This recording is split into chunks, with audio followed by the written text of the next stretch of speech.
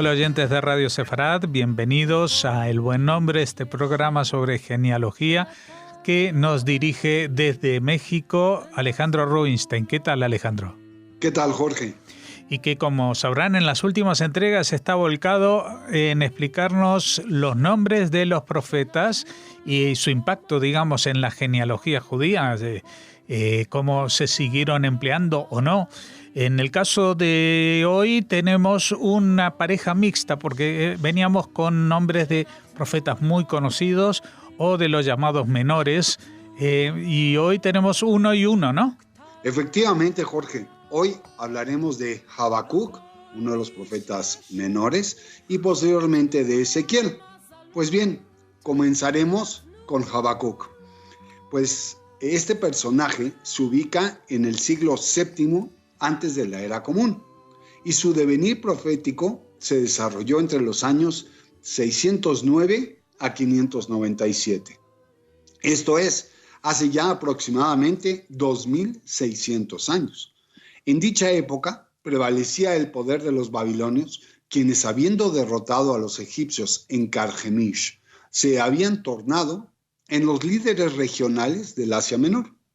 Esta circunstancia no estaba alejada de la crueldad, la violencia y la inhumanidad prevaleciente, lo que condujo a Habacuc a mostrar su profundo disgusto.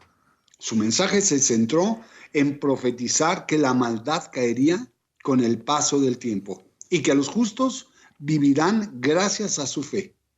El libro de Habacuc consiste de apenas 3 capítulos que contienen 56 versículos, y su mensaje poderoso, sin duda, se acuña en la frase que tanto se repite en las casas de estudio o Batei Midrash. En hebreo se expresa en simplemente 3 vocablos: tzadik, ve'emunato y jie, como se expresa en el capítulo 2, en el versículo 4, y que nos da una idea muy clara de quién era nuestro profeta de hoy, porque se refieren estos 3 vocablos a lo que ya habíamos citado, que el justo vivirá gracias a su fe. De hecho, se indica en el Tratado de Makot, en la Gemara, que si bien Moisés recibió en el monte Sinai 613 preceptos a ser cumplidos por los judíos, es a Habacuc a quien solo le tocó el único precepto ya señalado, y valga, con ello bastó. El respetadísimo autor Gutiérrez Tibón indica que el origen etimológico de esta voz onomástica proviene del idioma acadio en la grafía Hambacucu, que es el nombre de una planta que hoy desconocemos su descripción. Sin embargo, si acudimos al hebreo, este nombre deriva de la voz Hibuk, que indica un abrazo. Este apelativo tiene una gematria de 216, ya que se expresa gráficamente con las siguientes letras: Het, que es igual a 8, Bet igual a 2, Kuf igual a 100, Vav igual a 6, y finalmente se repite la Kuf, lo que nos vuelve a dar 100. El número ya citado atrae frases muy acordes con este profeta, como lo son: Hu Tzadik, él es un justo; Belef Jajam Unavom, con un corazón sabio y muy inteligente; Bebaalei Emuná, con la gente que muestra su fe; Elohim Imcha, y Dios está contigo; y finalmente Jinuch Leemuná, o Hanoch Leemuná también es válido, esto es un educador hacia la fe. Los fundamentos cabalísticos de este nombre derivan de los elementos de la naturaleza. Así pues, Het es agua, Bet es tierra, Kuf es agua, Vav nuevamente es tierra, y finalmente se repite la misma letra Kuf que habíamos citado y que por lo tanto ratifica la presencia del elemento agua. Por lo tanto, no es raro que observemos que el elemento dominante sea el agua, elemento que indica que el mal fluirá para dar paso al justo. Bueno, nos podremos imaginar que la popularidad de este nombre no es mucha. Por lo pronto, debemos citar algunas voces en otros idiomas. Esto es, en el griego bíblico, este nombre se pronuncia como Ambacum. en el hebreo bíblico ya habíamos hablado del Habacuc, y también en el latín bíblico se habla de la misma manera, pero no se pronuncia, ni siquiera se aspira la primera letra. Esto es, se le expresa como Habacuc o se le expresa gráficamente como con H, pero se vuelve a decir y vuelve a sonar fonéticamente como Habacuc. ¿Cómo ve la gente este nombre? Bueno, pues se podrán imaginar que lo ven como un nombre, vamos a decir, no malo, pero tampoco muy recomendable. Muy masculino, clásico, maduro y formal. Más bien de la clase alta, un tanto rupestre, muy pleno, fuerte, hasta tosco inclusive lo llegan a ver, muy, pero muy extraño, muy complejo, así también lo ven, y naturalmente muy serio y un tanto intelectual. Es un hombre que tiene realmente poca presencia en el mundo y es tan baja su popularidad que ni siquiera encontramos alguna persona que en la actualidad lo porte y que haya destacado en alguna disciplina. De esta manera es que habremos de concentrar nuestro esfuerzo en uno de los más importantes profetas, Ezequiel. En este caso, es del conocimiento general que es un nombre razonablemente empleado, y el Tanaj consigna a dos importantes portadores, a saber, el primero, el profeta, de quien se anuncia su existencia en su libro homónimo, en el capítulo 1, versículo 3, durante el siglo VI antes de la era común, precisamente en el periodo que comprende los años 570 a 565. A diferencia de Habacuc, Ezequiel nos permite saber que fue hijo de Buzi. La particularidad de este profeta se ubica en haber sido un hombre de una fe plena de pasión y gran imaginación, convirtiéndolo en un visionario único. En el contexto histórico, es en el año 597 en el que el sitio babilonio, como ya lo habíamos citado, a Jerusalén, se desarrolló con toda crudeza. Se capturó la ciudad y, como consecuencia inmediata, se deportó al rey Jehoiaquín a Babilonia, junto con varios nobles y personajes importantes. Bueno, pues 10 años después, los babilonios retornaron a la tierra de Israel y con la ominosa fuerza de Nabucodonosor, destruyeron el gran templo, el Beit HaMikdash, y con ello culminó de manera trágica el reino de Yehudá, conduciendo al exilio de la mayoría de la población judía de su tierra ancestral. Ezequiel moraba en Babilonia, en una ciudad que es homófona, o sea, que suena igual que la muy afamada ciudad costera de Israel, Tel Aviv, la moderna naturalmente, y en ese entonces era un solo vocablo y no se escribía con dos Vs, sino se escribía T-E-L-A-B-I-B, Tel Aviv, a los pies precisamente del río Jebar. Allí fue en que profetizó que los exiliados retornarían a la tierra de Israel y que el gran templo sería reconstruido. El estilo de este profeta era singular.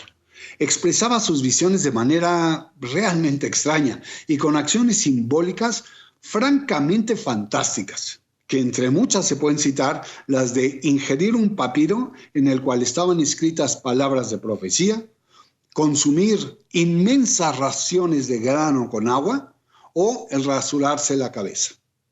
Bueno, pues además del personaje que ya platicamos, que es nada común, el libro de las crónicas, en el primer tomo, en el capítulo 24, en el versículo 16, nos ofrece a un Ezequiel, pero que viviese mucho antes, en el siglo X antes de la era común, y quien por su calidad de sacerdote realizaba el servicio religioso en el tabernáculo en la era del rey David, esto es el primer templo, cumpliendo el turno que le estaba asignado y que fuese el 20º.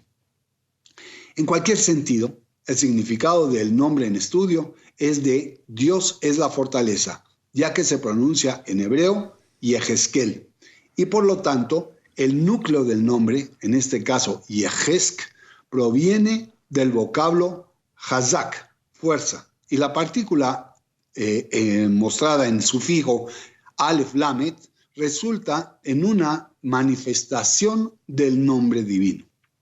Visto que el nombre se escribe en hebreo Yehezkel, esto es poco común por cuanto que se conforma de 6 letras, a saber, Yod, que vale 10, Het, 8, Zain, que tiene un valor gemático de 7, Kuf, que ya hemos comentado, 100, Aleph, 1 y finalmente Lamed, 30. Esto nos da una suma de 156 y la conexión de estas letras con su valor numérico nos produce las siguientes palabras y frases nuevamente muy acordes al devenir de nuestro profeta. Lejen u lekavot, a la gracia y al honor. Ameulá ine avdeja, Ameulé ine avdeja, perdón, es la persona que es realmente especial y que se muestra como un servidor de Dios. A Jochma be'abiná, esto es la sabiduría y el entendimiento. Y finalmente, a Menaví Adagul, esto es el profeta prácticamente muy especial. Un profeta tan completo integra su nombre con las letras ya comentadas que se asocian entre sí con los elementos de la siguiente manera. Esto es, Yod es tierra, Het es agua, Zain es aire, Kuf es agua, Aleph viene a traernos aire y Lamed finalmente también nos da aire. De esta manera, la presencia principal del aire confirma su nivel espiritual, evidenciada en sus muy extrañas pero esperanzadoras profecías. La onomástica histórica registra el empleo de este nombre tanto por ashkenazitas como por sefarditas en el medioevo del Oriente Medio como en el sur de Francia. Es hasta el siglo XIV en que se emplea en zonas como Franconia y el área del río Rin. Siendo un profeta preferido en el canon cristiano, su uso fue extendido por personas fuera de la fe judía en idiomas como el latín, alemán, checo y polaco. Uno de los derivados de este apelativo es registrado en Cataluña bajo la grafía Haskel, H-A-S-Q-U-E-L, en el año 1285. Y un siglo después, precisamente después de la expedición de las leyes de Bayón, es en el año de 1392 a donde aparece una grafía ya distinta, que es J-A-S-Q-U-E-L-L, que en ambos casos se pronuncia como Haskel. La línea de derivaciones de este nombre es como sigue. Heskel y Heskel, Heskel, Hesklin, Hesklein, Hesie, Heske, Yehaskel, Haskel, Kaskel, Haske, Hash, Hatske, Hatski, Hatze, Hatskele, Hatzek, Hatche, Hatchke y Yehaske. Todas estas eran formas y son empleadas de mayor o menor medida en el sector ashkenazí. Evidentemente, Ezequiel o Yehezkel en hebreo es un nombre pues bastante popular y una prueba de ello es de que tiene una calificación en caso de ser aprobado por las parejas al momento de ponerle el nombre a sus hijos de prácticamente un 73%. Su gran popularidad está básicamente concentrada en los países británicos, de Inglaterra y de Gales, y también en los Estados Unidos. Entre los nombres diminutivos o hipocorísticos está el de Zeke o Zike, y también está el de Cheque en español, que se utiliza con bastante frecuencia.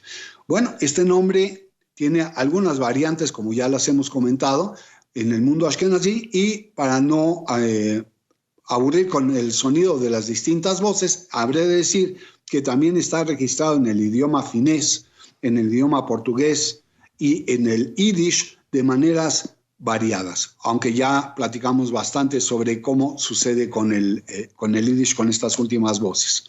La popularidad en Estados Unidos ha sido muy, pero muy, muy baja, al grado de que a mediados de los años 50 del siglo pasado desapareció prácticamente su empleo. Y es a principios de la década de los 70 a donde tiene lentamente una progresión positiva hasta realmente destacar o descollar en el año 2000 y hasta el 2017, a donde su empleo llegó a ser casi del 0.24% entre la población general. Sin embargo, las cifras del año pasado indican que hay un pequeño, pero hay un decaimiento en el uso de este nombre. Bueno, pues resulta ser que tiene la siguiente visión este nombre. Esto es, se considera como un buen nombre, muy masculino naturalmente, clásico y maduro, bastante formal y de la clase alta. Se considera, sí, rústico, curiosamente, es pleno, es fuerte, es refinado, un tanto extraño, bastante complejo, serio y nuevamente de un corte intelectual. Bueno, pues el nombre de Yehezkel, a diferencia de Habacuc, nos puede dar otro tipo de visión. ¿Por qué? Porque su popularidad en el mundo judío no es pequeña. Y lo confirma el que los siguientes personajes hacen este nombre el que se ha destacado. Así, Abraham Ezequiel, quien fuera un grabador inglés del siglo XVIII, Ezequiel el Trágico o el poeta, quien fuese literalmente el primer dramaturgo judío del tercer siglo antes de la era común, y también el empresario y político británico-norteamericano Ezekiel Hart, quien fue uno de los primeros judíos electos en un puesto público ante el Imperio Británico. Un profeta menor con un mensaje mayor como Habacuc, y un profeta fundamental, Ezequiel, que complementa al trío más recurrido de Isaías y Jeremías, son quienes dieron nombre y esperamos que renombre a esta emisión. ¿Qué te parece, Jorge? Pues me parece un nuevo aporte imprescindible para conocer los nombres de profetas, algunos tan famosos como Ezequiel o Yehezkel en hebreo y Habacuc, que es menos conocido, menos utilizado, pero no por ello deja de ser un profeta que ha dejado su huella en la Biblia. Así que seguiremos ateniéndonos a tus investigaciones y dentro de 2 semanas volveremos a encontrarnos para ello. ¿Qué te parece? Claro que sí, Jorge. Un abrazo a todos.